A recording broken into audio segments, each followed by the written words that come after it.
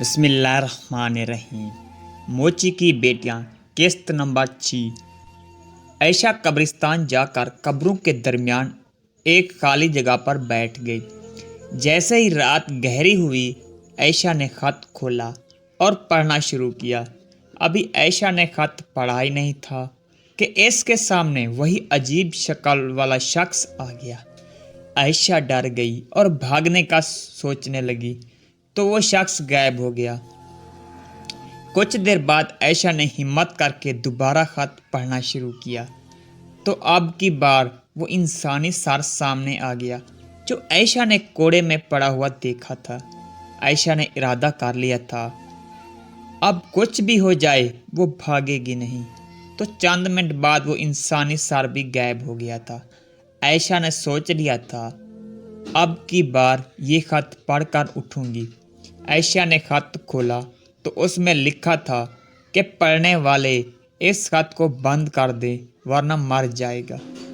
عائشہ کا رنگ سرخ نہیں ہوا، دوسرے لوگوں کی طرح جنہوں نے یہ خط پڑھا تھا۔ آگے لکھا تھا کہ اے میری بچی، میں تمہاری نانی ہوں، میں اس دنیا سے چلی گئی ہوں، لیکن میں ایک خط لکھ کر جا رہی ہوں۔ یہ خط تم کو تمہاری پیدائش سے ٹھیک 17 سال بعد ملے گا، اور یہ خط صرف تم ہی پڑھ پاؤ گی۔ آگے لکھا تھا کہ میری بچی، تمہاری ماں نے پسند کی شادی کی ہے، جبکہ دونوں خاندانوں میں لڑائیاں ہو چکی ہیں، قتل ہو چکے ہیں، لیکن میری بچی، اس دشمنی کا آغاز تیرے ماموں نے کیا تھا، جو کہ ایک بہت بڑے جادوگر تھے۔ تیرے ماما کو تیرے باپ کے خاندان سے ایک لڑکی پسند آئی تھی جو کہ بہت خوبصورت اور معصوم لڑکی تھی، بلکہ تمہاری طرح تھی، لیکن وہ لڑکی بھی عام لڑکی نہیں تھی۔ اس کے پاس بھی طاقتیں تھیں، لیکن وہ طاقتیں اچھی تھیں جو کہ اب تمہارے پاس ہیں۔ میری بچی، اس لڑکی کی شادی کدھر اور ہونے والی تھی جو کہ تیرے ماموں کو منظور نہیں تھی۔ تیرے ماما نے اس لڑکی کو اپنے جادو کے ذریعے مار ڈالا تھا۔ اب وہ ساری شیطانی طاقتیں تیرے ماموں کے بیٹے کے پاس آ گئی ہیں۔ تیرے ماموں کے بیٹے کو پتہ ہے کہ تیری پیدائش ہو گئی ہے، وہ تیری تلاش میں ہوگا، وہ تجھے اور تیرے سارے خاندان کو ختم کر دے گا۔ میری بچی، اس کو مارنا بہت مشکل ہے، لیکن ناممکن نہیں ہے۔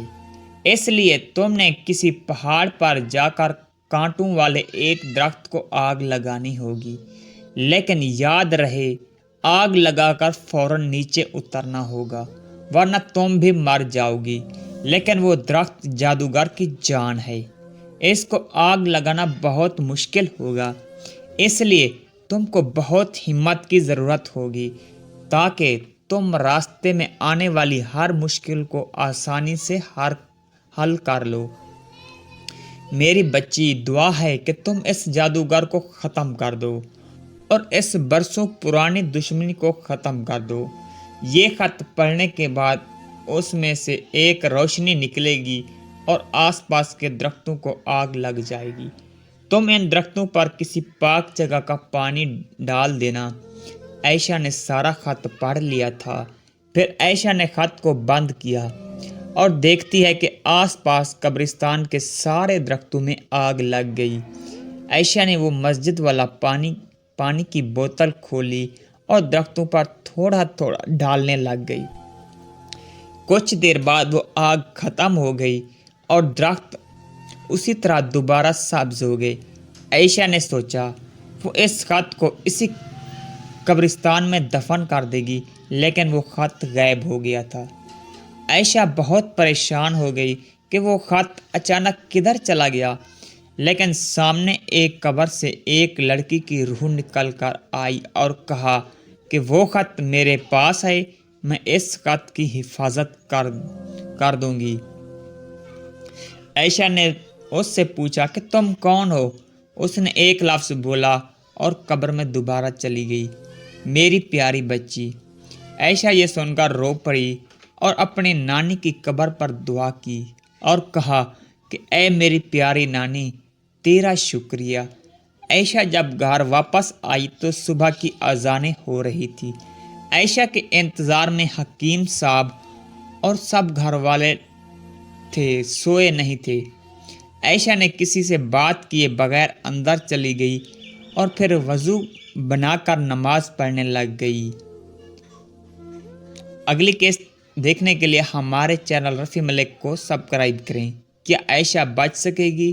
کیا وہ جادوگر مر جائے گا؟ کیا عائشہ اپنے گھر والوں کو بچا سکے گی؟ اگلی کیس دیکھنے کے لیے ہمارے چینل کو سبسکرائب کریں۔